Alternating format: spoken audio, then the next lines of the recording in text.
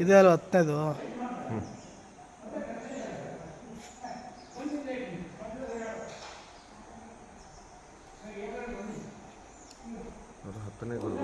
ಇವ್ರು 11ನೇವರು.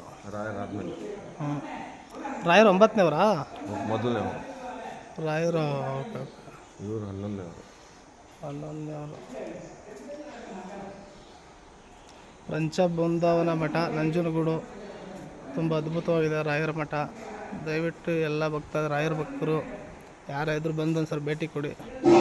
ಪುಣ್ಯ ಸ್ಥಳ ಚೆನ್ನಾಗಿದೆ.